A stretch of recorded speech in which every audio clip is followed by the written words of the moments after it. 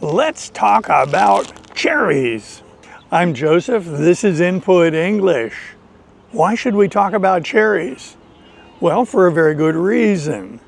The Input English channel creates comprehensible input, and in order to introduce expressions and vocabulary, we need to talk about a variety of different things.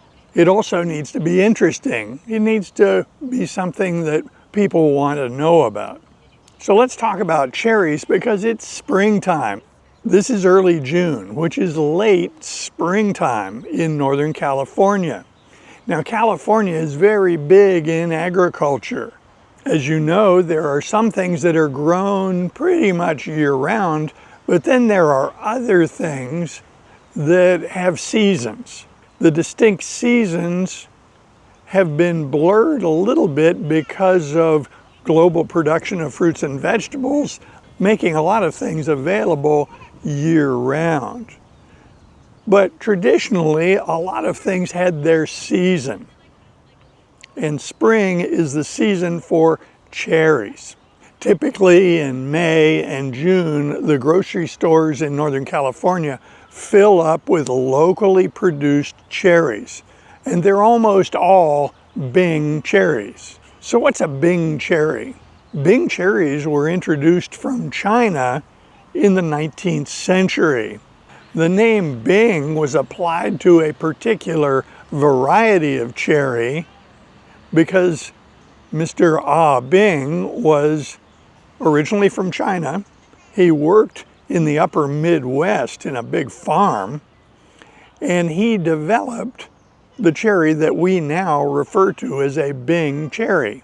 The interesting thing about Bing cherries is they are not true breeding varieties.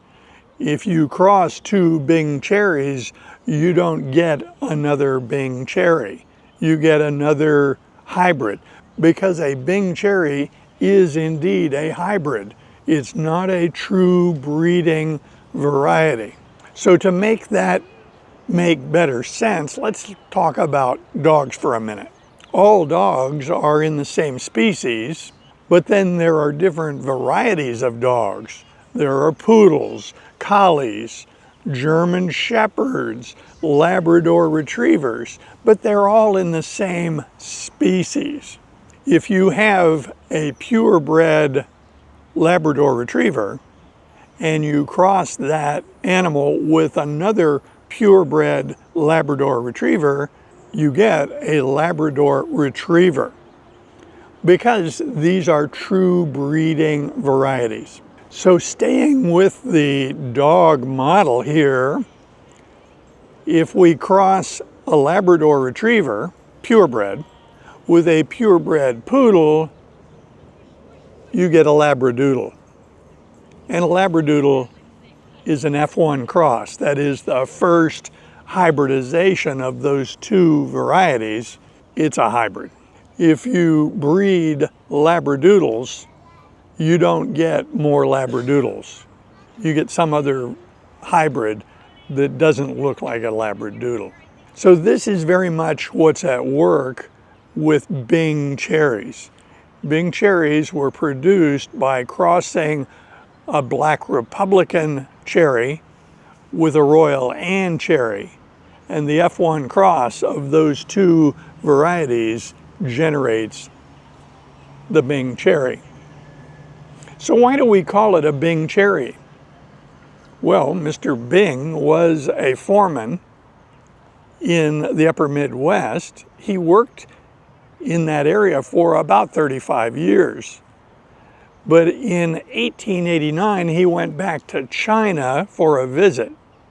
Unfortunately, the Chinese Exclusion Act was a law passed by Congress in 1882, and when he chose to return to his job working as a foreman in the upper Midwest of the United States, he was barred from re-entering the United States. Word of this got back to his employer, who couldn't solve that problem.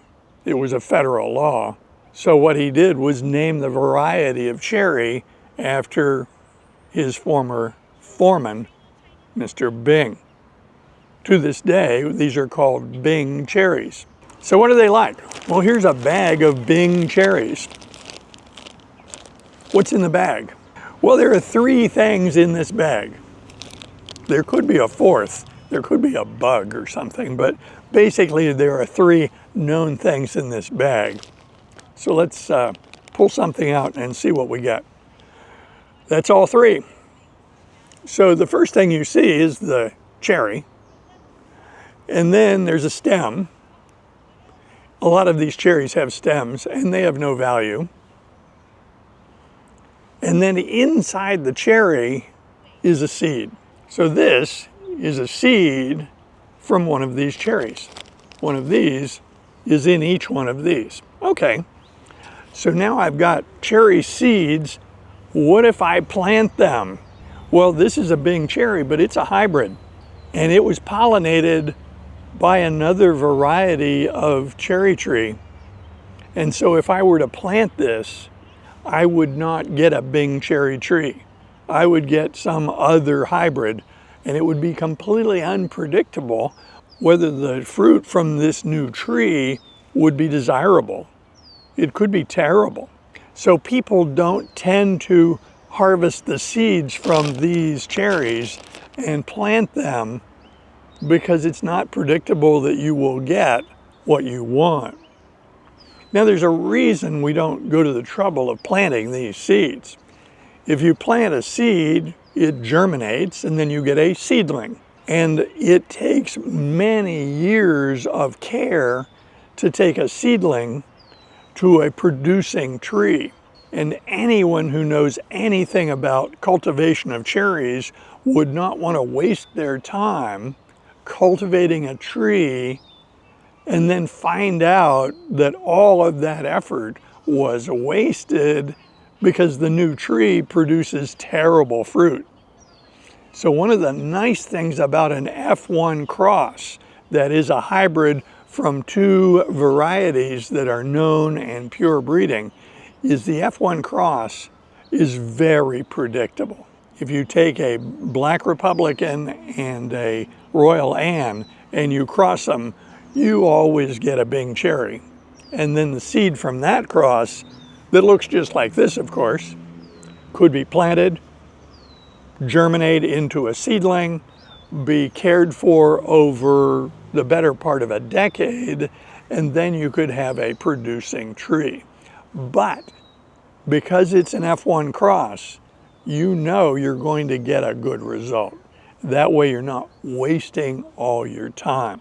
What else? Well, you might want to know what these are used for. If California produces a lot of these Bing cherries, where do they wind up? They are eaten fresh. Something like 95% of these are consumed as fresh cherries. What about cherry pies? Well, you can make cherry pies out of these, and I am sure that there are people who go to the grocery store, see these beautiful cherries, go home, pop the seeds out, and make cherry pies out of them. But most cherry pies are not made with Bing cherries. They're usually made with tart cherries, and Bing cherries are usually eaten fresh. Another thing about cherries is they're expensive, and that makes sense. It ties up a lot of land to have a cherry orchard. And then I've already explained that starting from a seed, it takes many years before a tree can produce. So the farmer that owns that orchard has to put in a lot of expense to care for these trees, has committed the land to the use by these trees, and then they don't get return on investment for a long time. This overhead expense of producing cherries means that the farmer needs to recover those expenses, so these are not cheap. They're expensive to produce and they're expensive to buy, but I think they're worth it. One of the reasons I like cherries, of course, is the flavor. They're delicious, but there's more to it than that. Look at that intense dark red color. Fruits which are intensely pigmented are telling you something, and we should pay attention. Whenever we see an intensely pigmented fruit, think antioxidants. Antioxidants are important nutrients for humans to prevent disease. They help us deal with stress. They help us deal with inflammation, and these are valuable for humans as we attempt to stay healthy. Unfortunately, the modern Western diet frequently doesn't have much in the way of antioxidants. One of the ways industry has suggested we get around that problem is by taking antioxidant pills. If you go to a pharmacy, you can buy over-the-counter supplements that have antioxidant activity. But research shows that they don't really help us nearly as much as intact food that contains high levels of antioxidants. So I try to eat lots of pigmented fruits when they come into season. The richer and the darker the color, the more antioxidant the fruit contains. Cherries are also a folk remedy. If you search online, you will find that people will guide you to using cherries to counteract gout. I can't quote any scientific studies on that topic, but it does make sense. Antioxidants help us control inflammation, and since gout is an inflammatory process, it makes sense that the anthocyanins in the cherries would help with gout. I'm not giving medical advice here. I can't do that. I can point out that in the 21st century, cherries amount to a folk remedy, and they are used by many people to help them with their gout symptoms. I referred to a group of cherry trees as an orchard. That is the correct term for a collection of cherry trees being grown in a particular location. Really, most fruit trees and nut trees grown in a group like that are referred to as an orchard. The exception to that is citrus. If you have a lot of citrus trees that you're cultivating, don't call them an orchard. Citrus trees in a group are referred to as a grove.